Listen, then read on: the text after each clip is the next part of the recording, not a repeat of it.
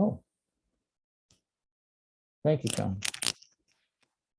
He'd like to put the bishop on h4 if the pawn attacks it on h6, and then he will aim to play f3 and e4.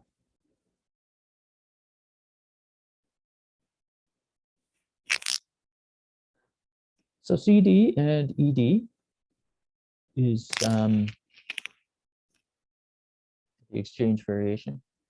And if white isn't going to bring out his bishop to g5, he might place it on f4, leading to certain kinds of London type of situations. What black should do in all cases here is he should play c6. This defends the pawn and frees the knight from defending the d5 pawn per se. And then he can aim to neutralize the bishop either by playing to e7 or playing to d6, depending on where the white dark-bound bishop goes. When white plays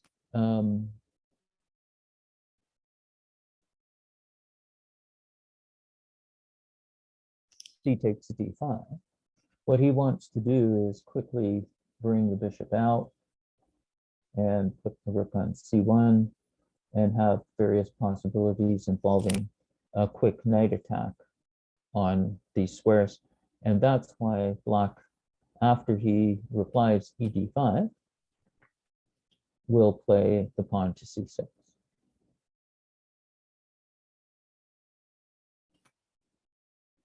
So what white does is he can play the exchange variation, but he usually keeps the pressure in the center by playing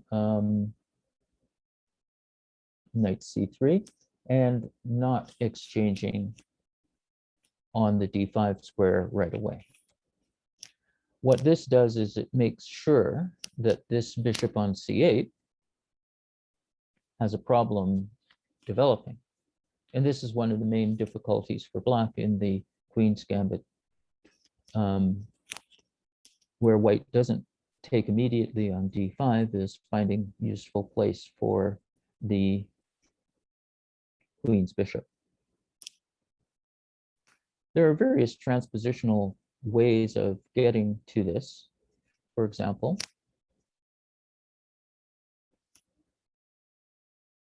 white plays d4 and black keeps his options open with knight f6. What he says here is he wants to possibly play a fianchetto system and strike at the center either with c5 or d5. So if he's interested, if you are interested as black in playing the Queen's Gambit, you can play knight f6 and keep your options open if you know openings like the Benoni or the King's Indian. White will oftentimes proceed with c4, and then black can respond e6, and then after knight c3, he can play d5. And here we have arrived at the Queen's Gambit. If you are a French player, you can play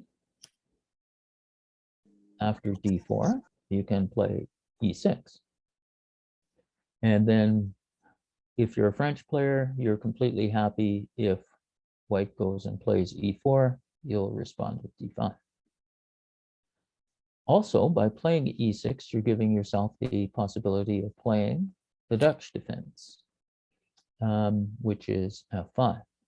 So again, what you will meet if black responds with e6, white will usually go again with c4, and then black can play d5, and we, after knight c3 and knight f6, we arrive by transposition in our Queen's Gambit declined. However, you guys at your level, what happens is most of You play d4, and black quickly responds with d5, and now you have a choice right here, and c4 will be the usual move. And here, I do not recommend that you put the knight at f6. This is not a good choice, because this gives white an easy time of establishing his center. And right away, he's got his pawn in the center. And now the battle will center around black trying to get pressure against the exposed d-pawn, but he has unfortunately surrendered his foothold that he established when he played d5. So white has an easy time of using his potential space advantage conferred by the two pawns in center on d4 and e4 to gain space depending on how black sets up. So where should the knight go if you are going to play this way?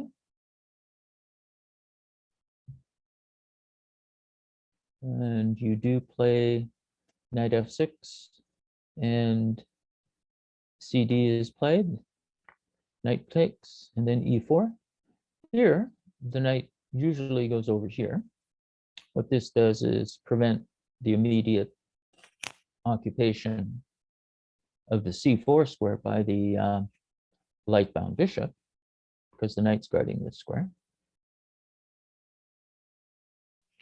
And black aims to, again, organize pressure against this pawn here. He first plays e6 to prevent the easy advance of the pawn, and then he attacks with c5.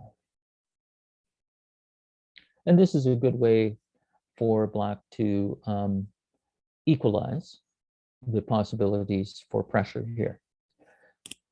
It should be noted that this bishop has a hard time coming out because of the fact that these squares are controlled by the enemy pieces. And so black will have to play e6 to complete his development of the king side, and then aim for the c5 attack here. What white will try and do is he will try and attack the weakened black king side by the fact that this knight that's usually on f6 has traveled over to b6, and so the king side has one less piece defending. So I don't recommend that when you are playing this variation that you surrender the center, that you let the c pawn capture the d pawn and have to recapture with a piece, whether it's the knight or the queen. For example, here, d4, d5, and then c4, knight f6, and then after pawn takes pawn, you capture with the queen. This is also a course of action that could be played. And this looks very much like an opening called a center counter. And here, the e pawn can't advance 2 squares to e4. However, after the knight moves out to c3, gaining a tempo against the queen, and the queen can either go away to a5, putting pressure on this diagonal here, or the queen can go to d8 and hope that the pressure down the d file comes to something. For example, after e4, or queen d8, for example, and e4, white has his ideal pawn center, but notice that the knight hasn't been kicked out of the center. So these two knights have been developed. So, and the knight remains on the king side. So there are possibilities here for black to play after e4 to play a quick c5, attacking center. And he relies on the fact that after dc5, I'll show you, after e4, he can, for example, he can play c5. And if white takes this, then black gets reasonable counterplay by exchanging queens and causing the removal of the kingside or the loss of castling rights by white. However, recovering this pawn could prove to be a little bit difficult, largely because he has to first find out how he's going to attack this pawn, whether it's with e5, then the bishop can come to e3, and it will be difficult for black to recover this pawn. So what black is saying is, I will get enough piece play for the pawn sacrifice. So I would recommend that if you do play this line and you consider playing c5, you have a means of organizing your pieces to recover this pawn. So I wouldn't recommend playing c5 without some preparation. And that will mean e6.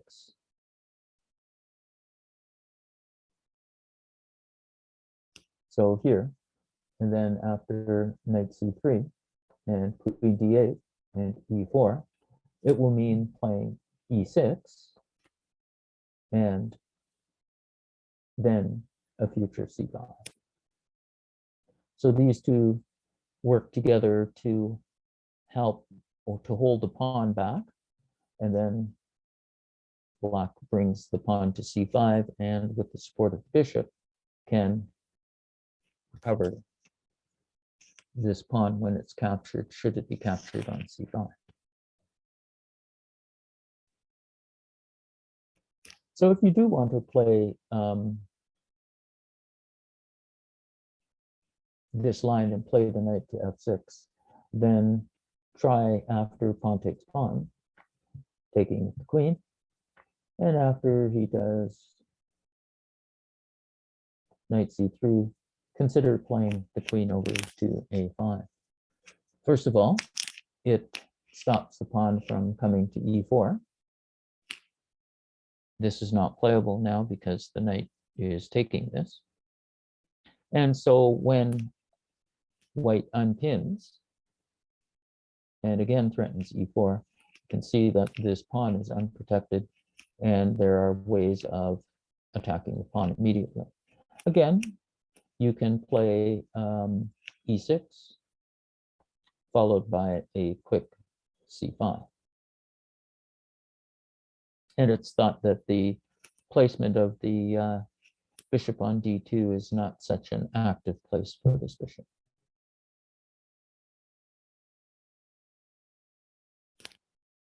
If you don't like the possibility of this battery, then we see the weakness of bringing out the queen too early is that you have to worry about a possible knight to e4 and knight takes f6, doubling the pawns on the f6 square.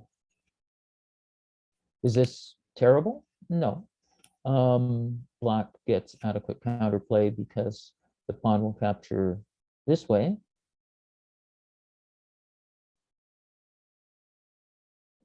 The pawn will capture this way, the queen will move somewhere. And the pawn will capture away from the center, giving the king a lot more protection and allowing for this bishop to come out quickly. But the main problem with both allowing a capture on the d5 square with a piece is that white gets to quickly attempt to play for e4. And that's why after d5 and then c4, black usually chooses one of the two ways of defending the pawn with either e6 or c6. The difference between the two moves is quite obvious if you think about it. With e6, the queen's bishop is blocked in, and we'll have to figure out a way to come out along this diagonal. The diagonal from A to H1. White usually keeps the tension, and as a result, the e-pawn stays where it is on e6. This is after knight c3 and knight f6. This is transposing into what's called the semi-Slav variation. White will either play bishop f4, which is some sort of variation of the London system, or he will play bishop g5. Bishop g5 has as its aim, of course, long-term, this attack here, capturing this, exchanging here, and then bringing the queen to b3. Putting pressure directly on the center, as well as pressure on the b-pawn. So that's the idea of bishop g5. White holds, the threat of exchanging on f6 over black's head. So as not to have the queen have to recapture on f6, black usually plays against bishop g5, he plays bishop e7. And now white, of course, completes his kingside development by playing e3. And at this point, black plays the fashionable and very good move, c6.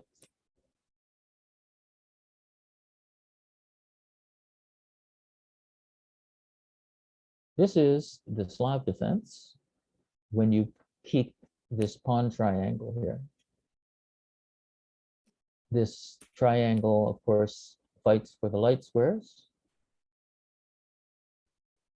And black then says, I'm going to play for a6 and b5, and eventually c5.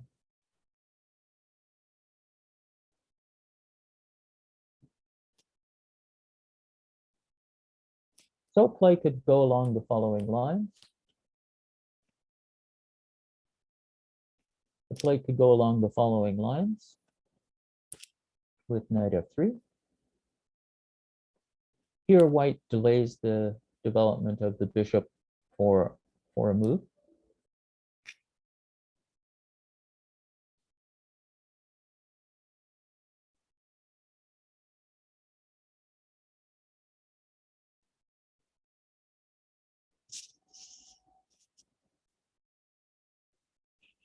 And prepares after bishop d3 to accept that white will have to lose a tempo after pawn takes pawn.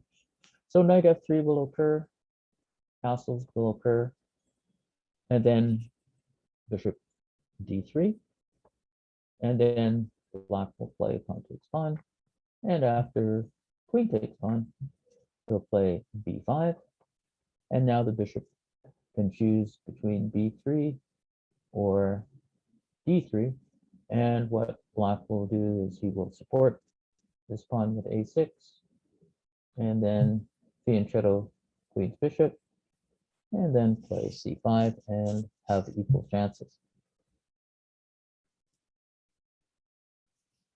So this is be your plan if white goes for this setup with bishop g5 or bishop f4 and sets about trying to develop his pieces after developing the bishop on the outside of the pawn string.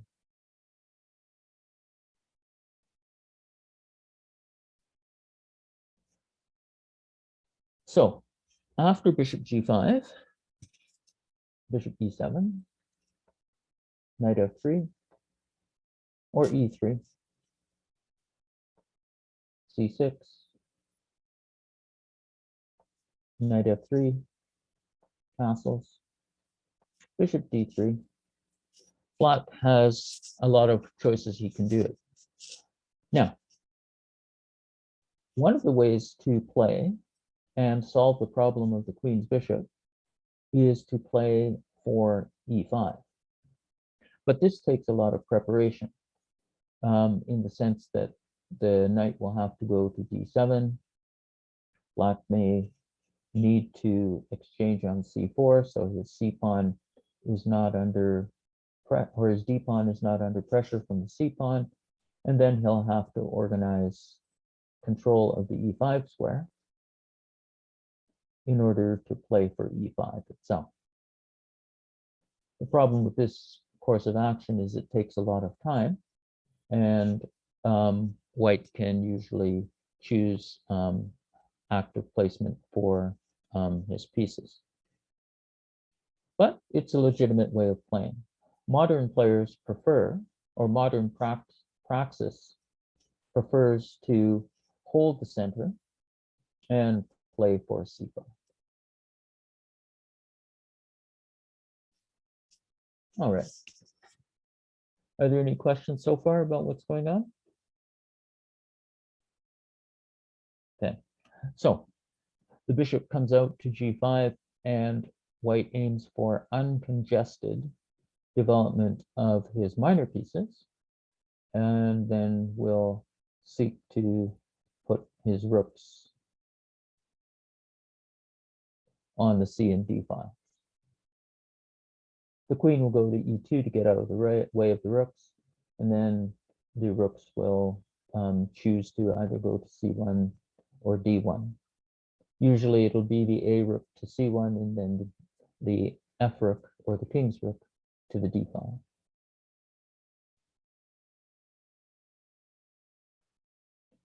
Again, we're going to take this, we're going to take this, and then we're going to play b5.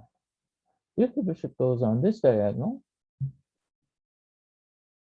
it doesn't serve to support the pawn to e4, and also black holds over white's head the possibility of playing b4, so it's not easy for white to play e4 and get control of the center, because black is always having this b4 idea in mind.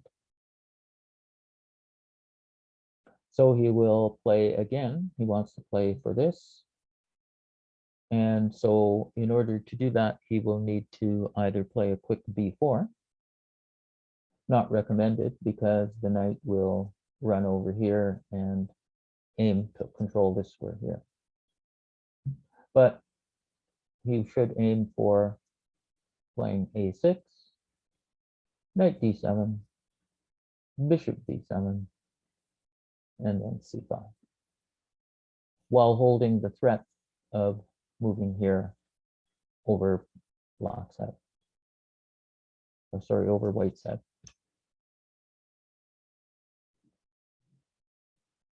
So this is one way of approaching this. There's a lot of flexibility in how black aims to do this, but his kingside setup will consist of the knight at f6, bishop at e7, possibly a knight at d7, pawn at a6, and then he will aim for a6 and b5. In this line, you could quickly encounter the following.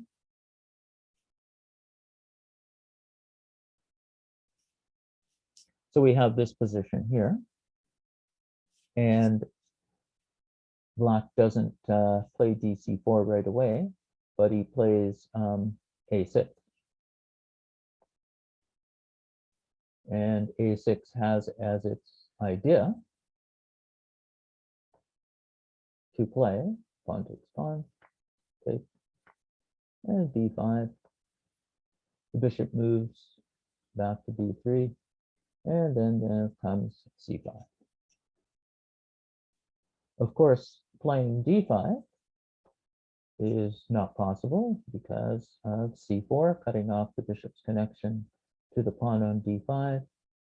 And after the bishop retreats, then we can capture on the d5 square. Either that way, or more often with this pawn.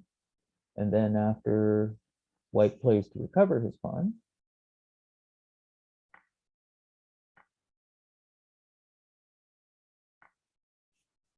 he can then continue with queen takes queen. And after knight takes queen, he'll be able to take the d2 pawn.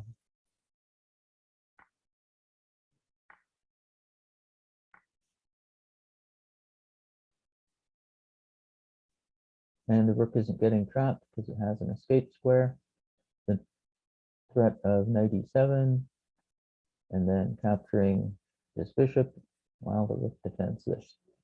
Also, the a1 rook is en prise to the bishop.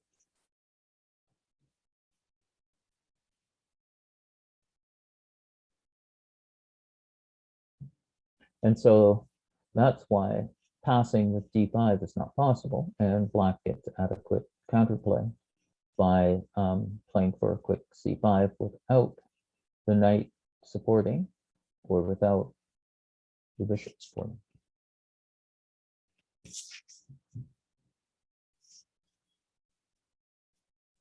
And this is why modern praxis has black playing the dreaded London system.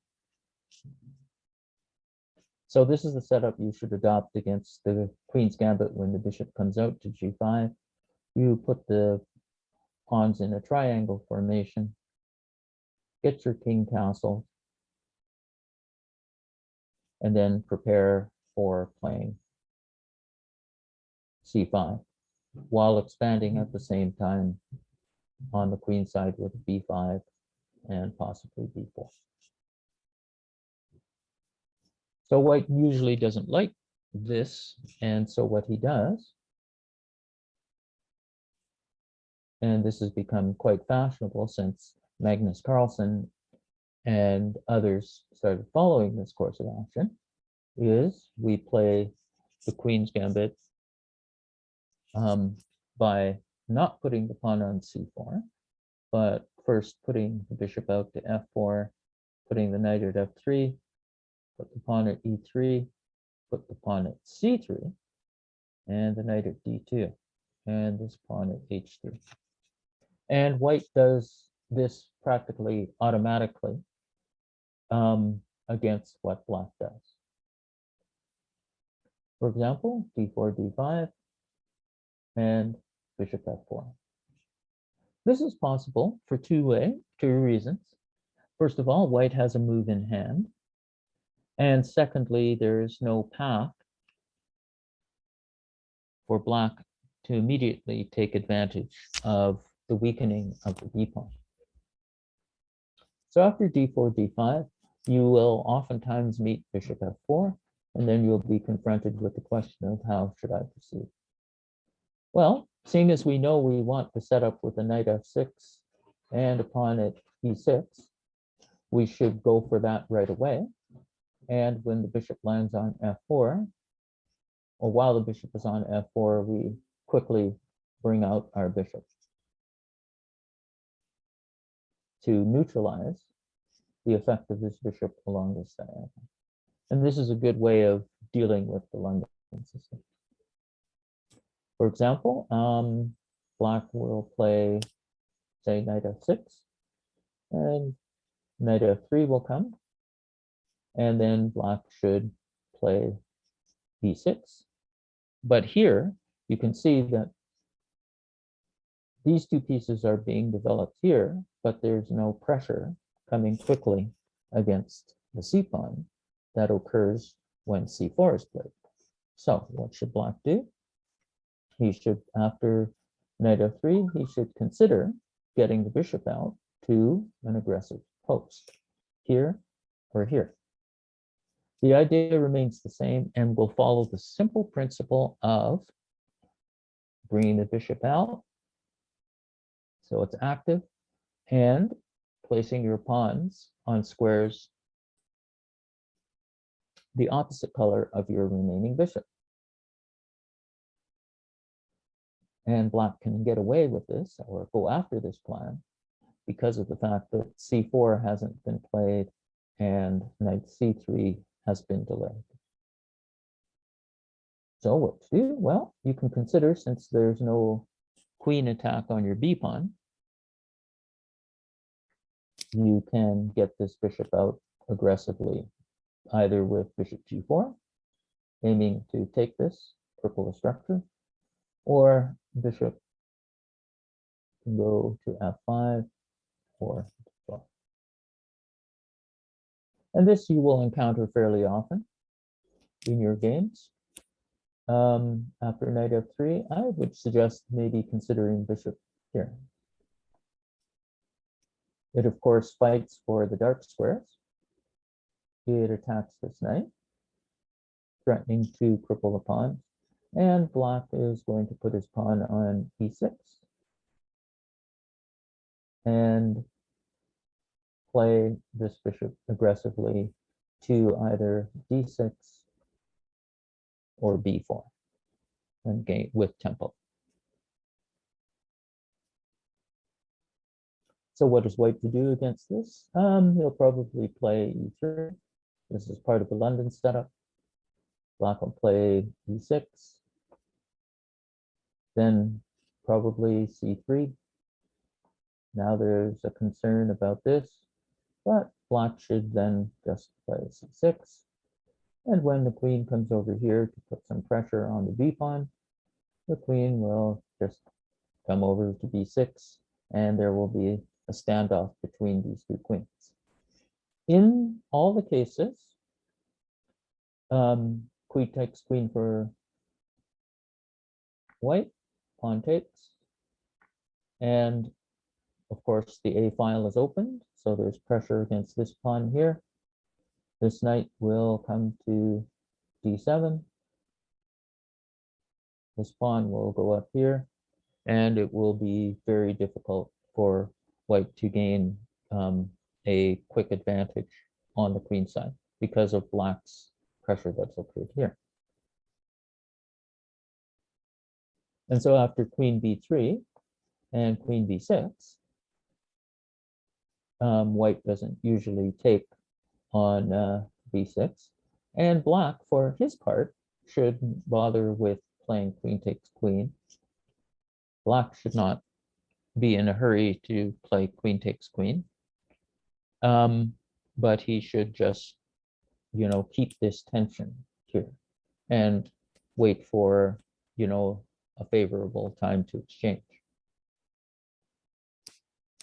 if he decides he wants to exchange at all. The bishop will go to e7, the knight will go to d7, and again, black will aim for c5. What this will do is this will bring tension against the d pawn and allow black to have the possibility of play on the c file.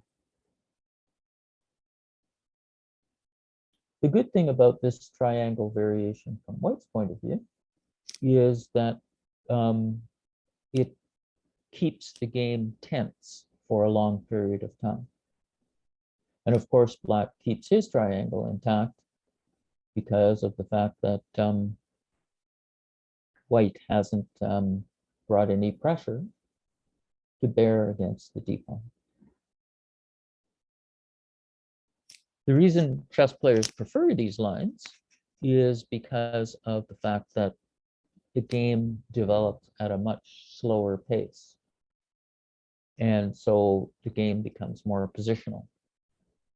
And if you know the plan and setup of going for this triangle, putting the knight at d7, putting the bishop out to e2 or d3, depending on circumstances, then you can castle your king and play for either e4 or c4.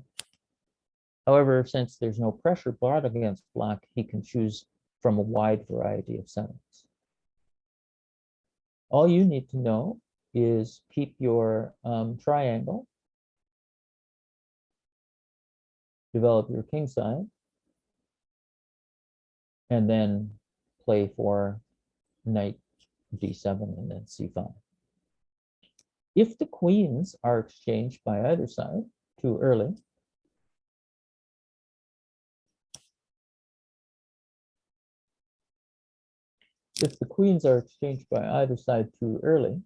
then what arises is a complicated middle game without queens. And then what you should be aware of is that the king can stay in the center and possibly assist matters on the queen side, type of thing. So once the queens are exchanged, the worry about the king being attacked by the queen is considerably lessened. And so the king feels a little bit more comfortable staying in the center.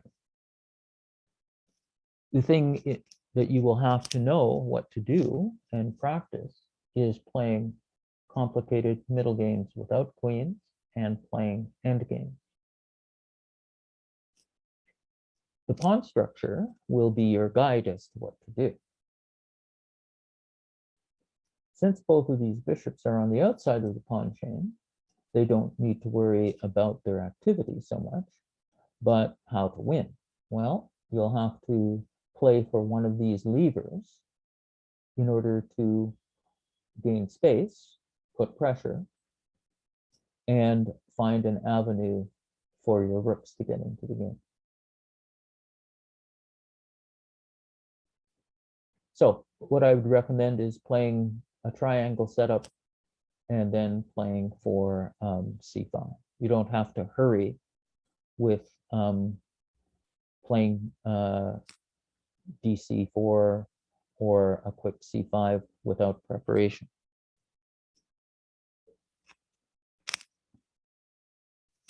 All right, some remarks. Black uses a second move to support the pawn at d5.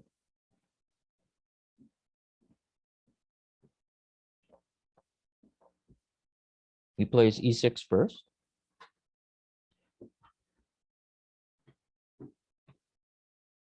And then with and then here he aims to develop the king side first. When c6 is played,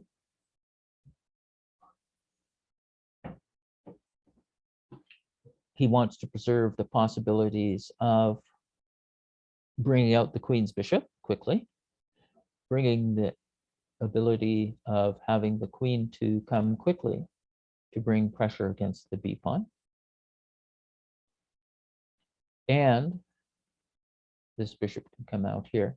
And should the exchange occur in the center, he has a balanced pawn structure, a symmetrical pawn structure in the center.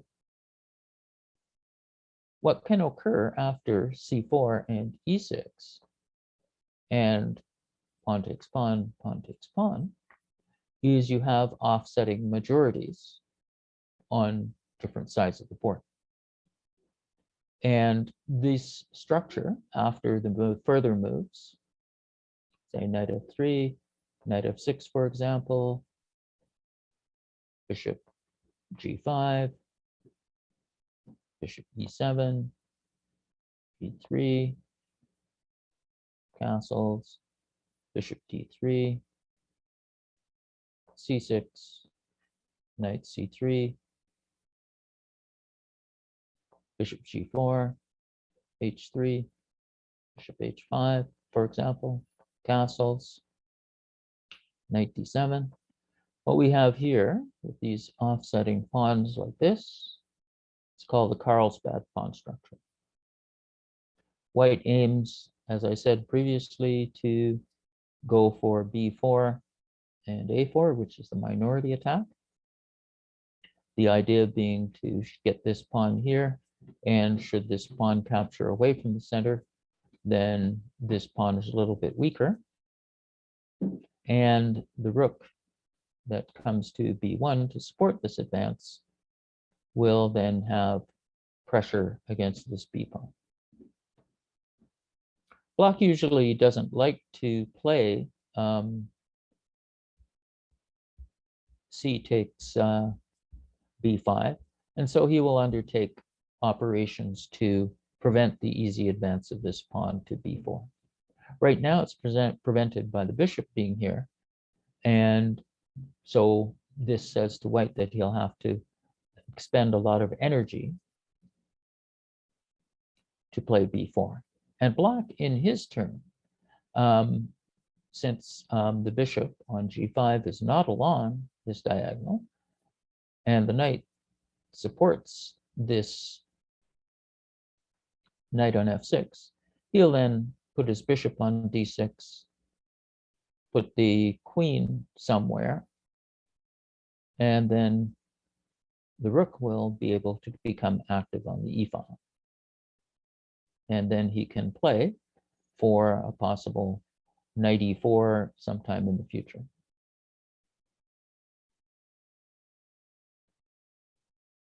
All right, why does black choose the Slab method of developing as opposed to e6? So we'll go back here.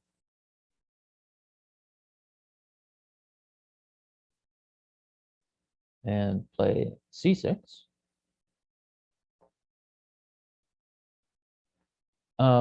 He chooses this because it gives him a little bit more flexibility. How will play proceed? Well, c4, and then c6, and then knight c3.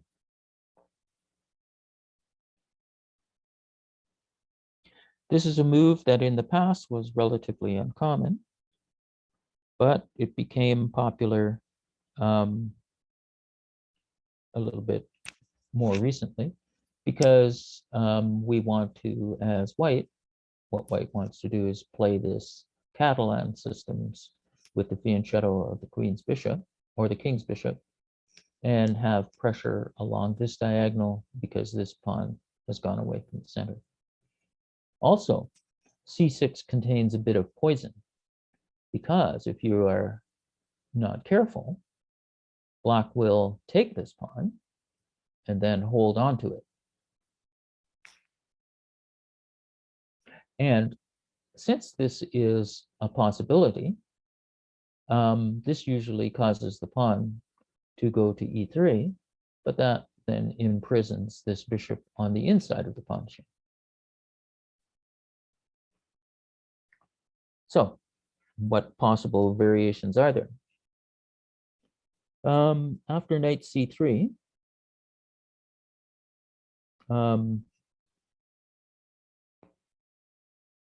black can consider taking this pawn, but he does have also the options of holding the center for some time. All right, so the main benefit is that against e6, white can introduce the difficult to handle note boom variation, which is brought about by dc4. Here, black can play after he executes dc4, he can play for b5 and hold on to this pawn at c4. So, what to do? After knight c3, you could play e5, which is a sharp gambit. Pawn takes pawn. Then you want to play d4 and hit this knight. And then, because of the ability of the queen to come to a5 with tempo, you can capture this pawn on e5. After playing, of course, dc4. So after knight c3, if black plays e5, I don't recommend e5, but it is possible to consider it. If this does occur, then what you should do is you should just take this pawn. and make it quite difficult for black to recover it, because when dc4 is played, then queen takes queen can be played here, and then white can aim to hold on to the e5 pawn before playing the pawn to e3 and then recovering it with bishop c4. So de5. And after d4,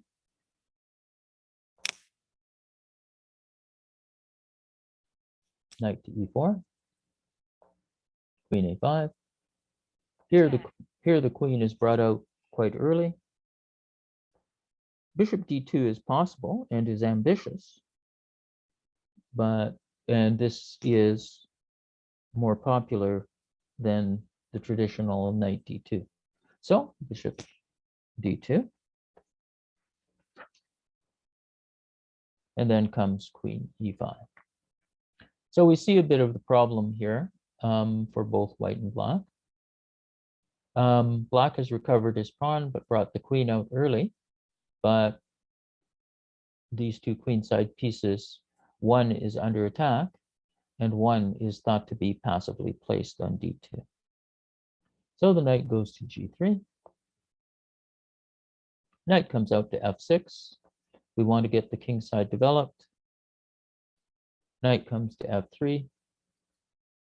Queen moves off to d6 while keeping guard on this. As you can see, because of the quick e5 and ed4, the bishop gets to come out to e7, and the c8 bishop gets to find active possibilities, not f5, but on g4 or e6. So the queen comes to c2. White prepares to castle queenside. He says, I have these two pieces decently placed. I have shield on the c file.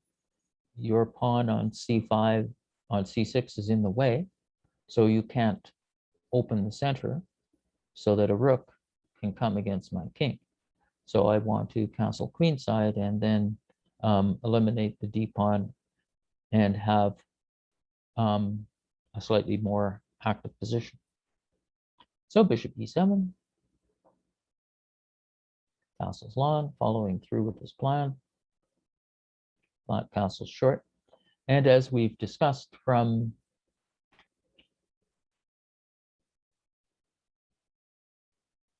previous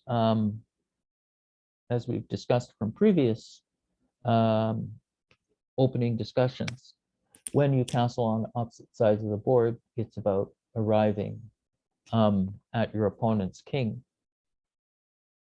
first with more firepower. So e3, eliminating the pawn in center and having X-ray vision against this queen to get rid of the d4 pawn, which is an obstacle to white's development. So we take this.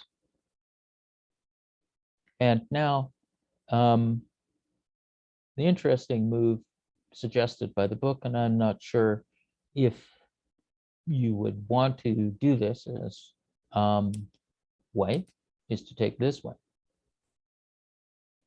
The idea being possibly e4, but the one move threat bishop here is easily dealt with by moving the queen somewhere.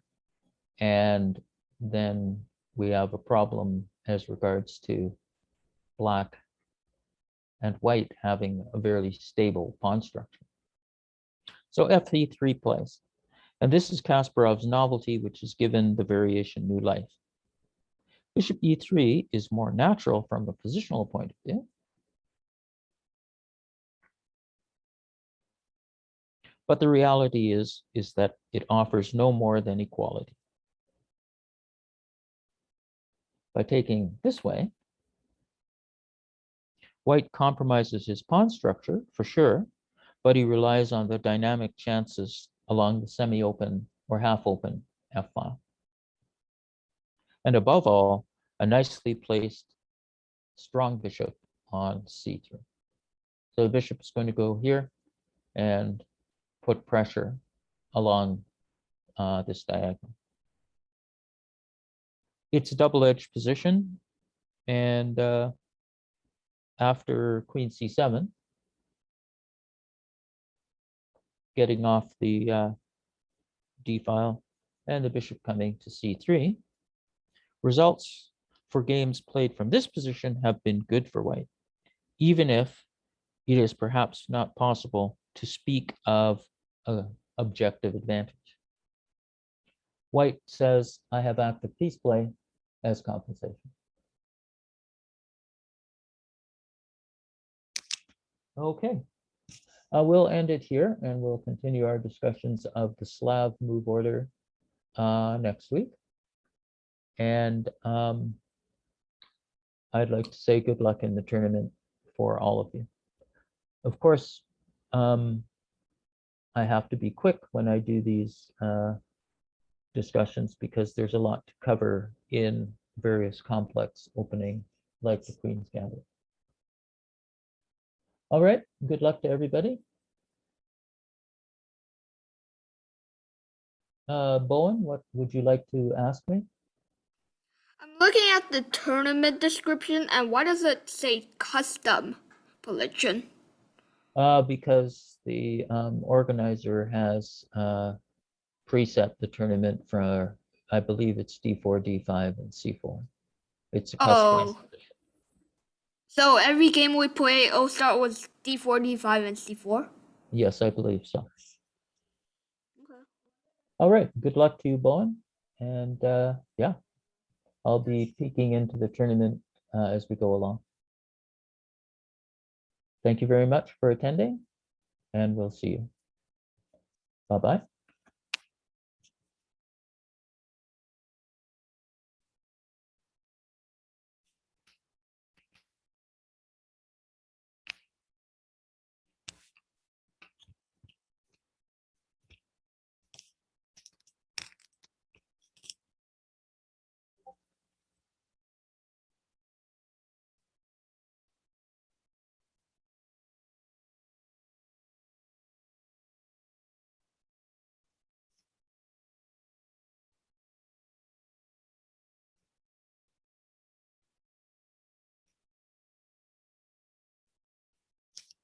Thank you, Sean, for setting up, and I have to leave the meeting for now. Sure. So I'll talk to you later on this week. Yeah. Okay. Cool. Thank you. Thank you. Okay. Bye.